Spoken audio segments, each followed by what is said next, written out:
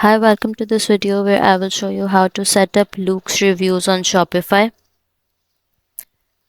For that, first of all, we have to install Loox product reviews and photos from the Shopify App Store.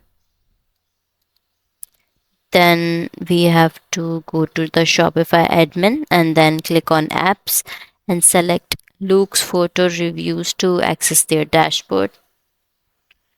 Now finish the in-app settings and import your reviews.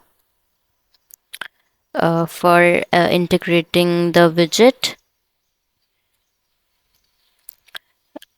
integrating the Loox widget in in your Shopify store. For that, we will go inside the Shopify themes menu and click on customize to access the theme editor.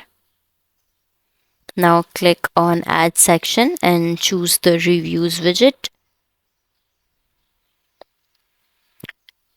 Now drag and drop the widget's app block where you would like it to appear. Now click on save button and you're done. You can customize the Loox product reviews widget to fit your brand's look and feel. These customization options are available. You can display only reviews with photos. You can hide product thumbnails.